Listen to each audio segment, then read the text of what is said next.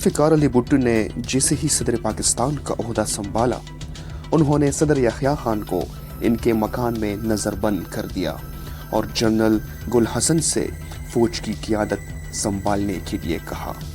इसके बाद उन्होंने बड़ी फ़ौज, बहरिया और फ़िज़ाइया के 44 सीनियर अफसरान को ये कहते हुए बर्खास्त कर दिया कि वो मोटे हो गए हैं और इनका पेट बाहर आ गया है। मशरक़ी पाकिस्तान में शिकस्त पाकिस्तानी फ़ौज को बैकफुट पर ले आई थी और ज़ुल्फ़िकार अली भुट्टो ने इसका भरपूर फ़ायदा उठाया। कुछ ही दिनों के बाद जनरल गुल हसन भी इनके दिल से उतर गए और उन्हें एक ऐसे चीफ की ज़रूरत पड़ गई जो आंखें मूंद कर इनके हर हुक्म को बजा लाए।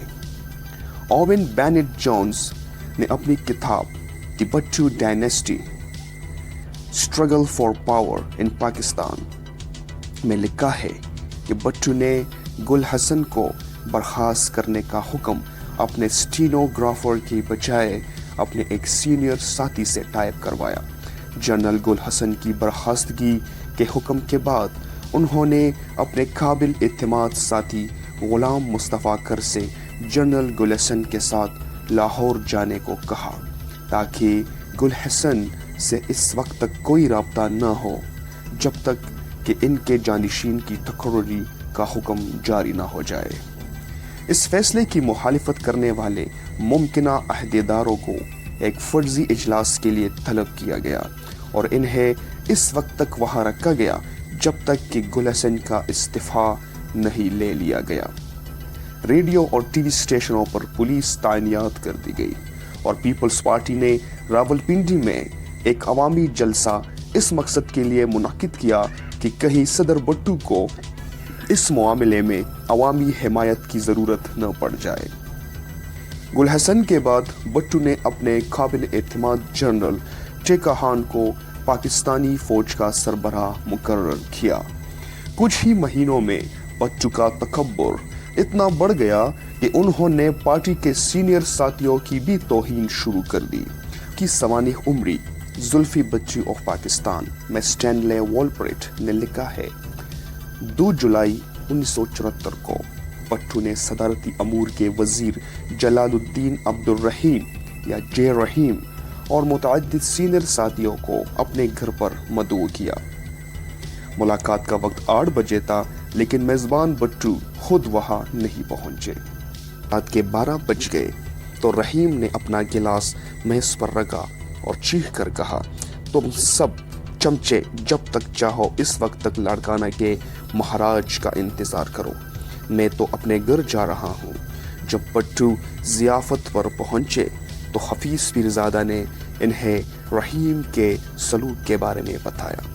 रात गए वज़ीर आज़म की सिक्योरिटी के सरबराह ने रहीम के घर जाकर इन्हें इतना मारा कि वो बेहोश हो गए। जब रहीम के बेटे सिकंदर ने इस मामले में मुदाखलत करने की कोशिश की तो इसे भी मारा पीटा गया।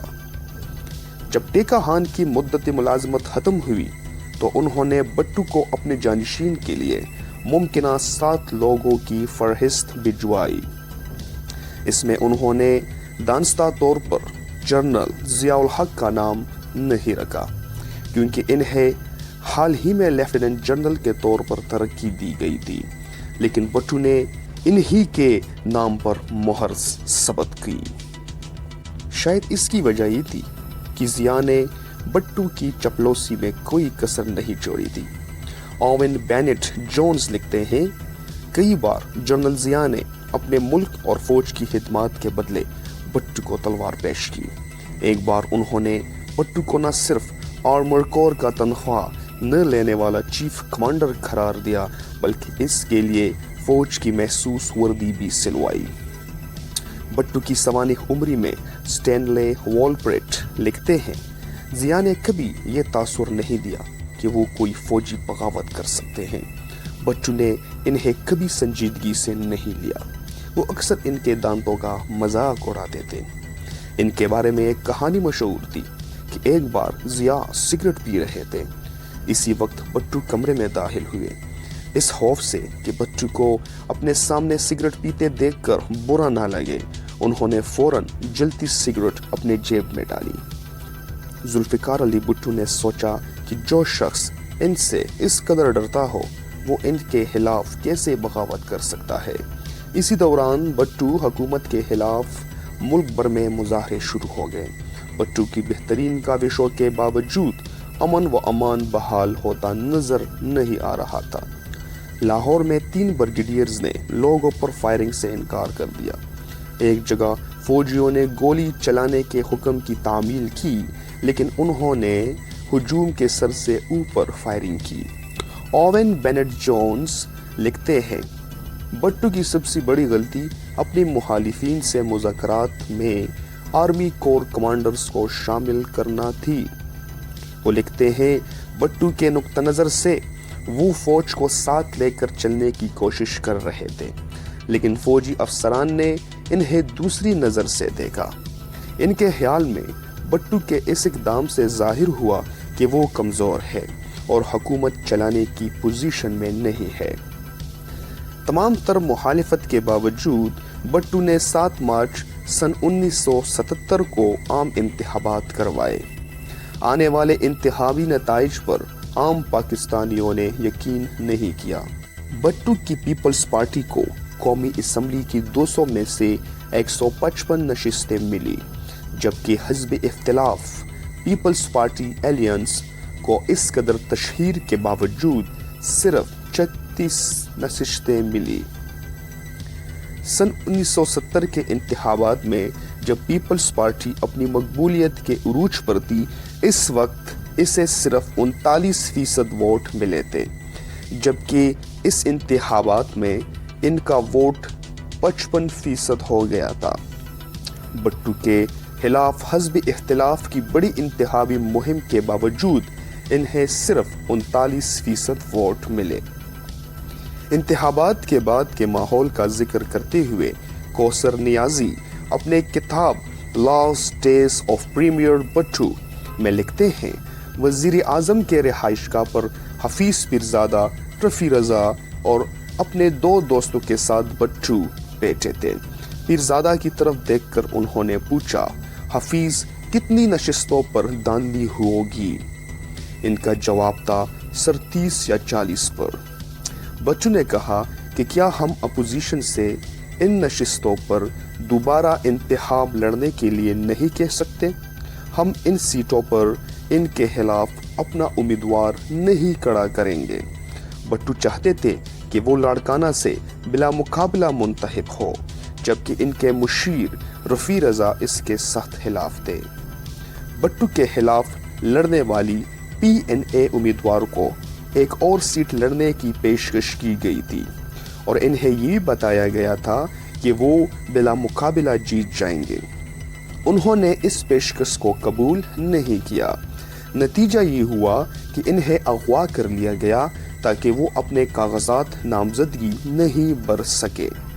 اوون بینٹ جونز لکھتے ہیں کہ حفیظ پیرزادہ نے انہیں بتایا تھا کہ انتخابات میں گڑبڑ اس واقعے سے شروع ہوئی تھی۔ بھٹو کو دیکھ کر پیپلز پارٹی کے 18 امیدواروں نے بھی یہ یقین دہانی چاہی تھی کہ کوئی بھی امیدوار ان کے خلاف نہ کھڑا ہو۔ پاکستان کے معروف صحافی خالد حسن نے اپنی کتاب ریئر ویو مرر فار میمورائزر میں لکھا، بھٹو کے ایک مشیر نراجہ انور نے فوجی بغاوت سے ذرا قبل بھٹو اور جنرل ٹکا خان کے مابین ایک ملاقات دیکھی تھی۔ بھٹو نے ٹکا خان سے کہا، جنرل، آپ کو یاد ہے آپ نے ضیاء کو آرمی چیف بنانے کی مداخلت کی تھی۔ اب آپ کو اعتراف کرنا پڑے گا، میں نے صحیح فیصلہ کیا تھا۔ اگر کوئی دوسرا آرمی چیف ہوتا تو وہ امن و امان کا عذر بنا کر اب تک یہ اقتدار سنبھال چکا ہوتا۔ 7 گھنٹے بعد ضیاء نے بھی وہی کیا۔ گرفتاری کے بعد بھٹو پر اپنے سیاسی حریف محمد احمد خان قصوری کے قتل کا الزام عائد کیا گیا۔ سرکاری گواہ محمود مسعود نے گواہی دی کہ ذوالفقار علی بھٹو نے انہیں قصوری کے قتل کا حکم دیا تھا۔ وکٹوریہ اسکوفیلڈ نے اپنی کتاب بھٹو ٹرائلز اینڈ ایگزیکیوشن میں لکھتی ہے، मौलवी मुश्ताक हुसैन 5 जजों की बेंच के सरबराह थे। भट्टू के साथ पुरानी दुश्मनी थी। जब भट्टू इक्तिदार में थे तो उन्होंने 2 बार जूनियर जजों को इनसे पहले प्रमोट किया था। समाअत के दौरान जब भट्टू ने अदालत में खुसूसी तौर पर तामीर शुदा कटहरे में बैठे जाने के हुक्म पर ब्रहमी का इजहार किया तो मुश्ताक हुसैन ने तंजिया लहजे में कहा, हमें मालूम है कि आप आराम तलब जिंदगी गुजारने के आदी रहे हैं। इसका ख्याल करते हुए हमने कटहरे में आपके लिए कुर्सी का बंदोबस्त किया है, वरना आपको आम मुजरिमों की तरह बेंच पर ही बिठाया जाता। मुश्ताक ने भट्टू को सजाए मौत सुनाई। भट्टू ने इसके खिलाफ सुप्रीम कोर्ट में अपील की। फरवरी सन 1979 में सुप्रीम कोर्ट ने भी हाई कोर्ट के फैसले पर 4-3 के फर्क से मोहर लगा दी। ओवेन बेनेट जोन्स लिखते हैं, इससे पहले कभी भी कत्ल की साजिश के मुकदमे में मौत की सजा नहीं सुनाई गई थी और ना ही अदालत उज़्मा के जजेस मुजरिम की सजा और जुर्म के बारे में मुतफिक थे। इस सजा पर ये भी सवालात उठे थे कि मुल्जिम को इस वक्त भी कत्ल का मुजरिम ठहराया गया था, हालांकि वो जाए वकूफ पर मौजूद नहीं था। भट्टू ने फैसले के खिलाफ नजरसानी की दरख्वास्त भी दायर की, लेकिन इस बुनियाद पर इसे मुस्तरद कर दिया गया कि इसमें ये बहस नहीं की गई कि पिछले 2 मरहले के फैसले में कानून की खिलाफ वर्जी हुई है। दुनिया भर के मुतअद्दिद रहनुमाओं ने भट्टू की सजा को माफ करने की अपील की। बरतानिया के वजीर आजम जेम्स क्लेगन ने जनरल जिया को 3 खत लिखे, जिसमें एक खत के आखिर में उन्होंने लिखा, बतौर फौजी आपको एक पुरानी बात याद होगी कि मैदान जंग में तो गास बहुत जल्द आग पकड़ लेती है, लेकिन तख्तादार पर कभी नहीं।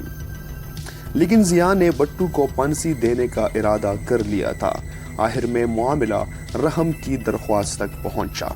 पाकिस्तान में ये ज़रूरी नहीं कि मुजरिम या इसके अहले खाना की तरफ से सदर के पास रहम की इल्तिजा की जाए, लेकिन फिर भी इस ख्याल के तहत कि कहीं जिया ये बहाना बनाकर भट्टू को फांसी ना दे दे कि इनके अहले खाना ने इनके लिए कुछ नहीं किया। भट्टू की एक बहन शेरबानो इम्तियाज की जानिब से रहम की अपील की गई। 1 अप्रैल सन 1979 को शाम को जनरल जिया ने सुर्ख रोशनाई में 3 अल्फाज लिखे, पिटीशन इज रिजेक्टेड, यानी कि अपील मुस्तरद की जाती है। Thanks for watching.